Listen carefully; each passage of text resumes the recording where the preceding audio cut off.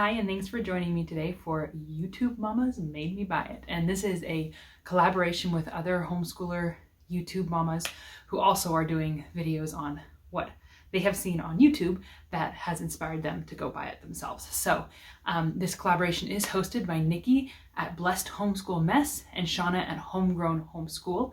And the playlist for this collaboration is in the description below. So go check it out after you see this video and see what else other people have been influenced into buying. We all have things that we've seen and are like, oh, that's cool. And sometimes they work out for us and sometimes they don't. But I have 5 items that I have been influenced to purchase after watching other homeschool moms on YouTube. So here we go. The first is by Jill at Homestead. And I saw her using these and I thought, those look super practical. And those are these flex binders for my kids' homeschool binders. So instead of using a ton of different workbooks, I'm starting to tear out the pages or just buy PDF and print and put like a week or two's worth of work in the binder. So they just have this to take and go. And what I like about these more than, and I'll just open up, normal binders is that you can go ahead and flatten them completely out so they don't take up the space of a full binder. You don't have to have it completely open. You can use it on either side. And they work really well that way. And they have a couple different ring sizes, just like normal binders do. I got the ones that have the pocket in the front. So I make a customizable pocket or a customizable cover for my kids. And they're not perfect. The spirals do tend to catch a teeny bit when I use them, but as a whole, I think they work really well and do really good at consolidating all of the book and paper work into one spot. So I don't have a ton of different books that I'm using. So that's item number 1. Item number 2, I saw from Rachel at our homeschool plan. And I just saw them. I thought, oh, well, that looks super practical. And again, another way of condensing things into less, because I'm a little bit of a minimalist, although with homeschool things, I tend to collect. But the things that I saw with her were these 3-cornered flashcards. And I had 2. One is for addition and subtraction, and one is for multiplication and division. And how these work, you can see on the back, is you cover up one corner depending on what you want to do. So if you want to do addition, you would cover up the total, and 12 plus 11 equals 23. If you want to do subtraction, you would cover up one side, and it would be 23 minus 12 equals 11. And so they're able to be used both ways, and they're just kind of fun looking, and you don't have to flip back and forth. So you have less cards because you have both sides covered with the equations. And I have one less bundle of cards. Instead of having one for addition, one for subtraction, or one for multiplication, one for division, I just have 2. So my next thing was by Erin at the Eclectic Homeschooler, and it's a little bit big for me to show here. So I'm just gonna post a picture right here, and that's my homeschool cart. And the reason that I was so caught into this particular cart when she showed it was because it is bigger than the average homeschool cart that I have seen. Most hold about 4 of those like magazine holders that I often sort my books in across. This one holds 6 across, which was just like, I have more than one child to homeschool. I have 3 that I'm going to be doing, and I want enough room for all of their curriculum. Now, right now I'm just doing preschoolers, so you kind of saw a mess and chaos of preschool material in there, but as they get more material and get all into elementary school, I would like to be able to make it functional for all of their stuff. And so I really wanted something a little bit bigger.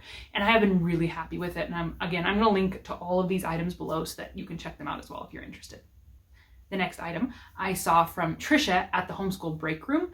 And that was this All Through the Ages Living Books History Guide. And I was just watching her videos and I saw it and I went, I want that. It is an amazing resource. So it is broken down by era or by time. I'm gonna have to just open it up and see if I can show you a little bit. Let me find where a break begins for this. So Ancient Near East. It has it listed by resources for all ages. And then it has for by grade. So grade 1 through 3. And that would be overview of the era, grade 1 through 3 specific events, grade 1 through 3 literature, grade 1 through 3 culture, and then the same thing for grades 4 through 6. Sorry, it's a little bit awkward to do this way. And then the same thing for grades 7 through 9, and then the same thing for grades 10 through 12. So I love that this is broken up by dates, and then it's also broken up by geography, and it's also broken up by grades, and I think that's awesome. So again, We have Ancient Greece, all ages.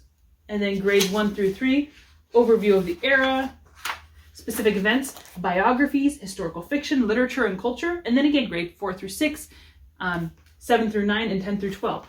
And in the back, it has a few appendices that are great, but this is just an awesome resource for living books, books that relate to culture and history, so geographical and historical.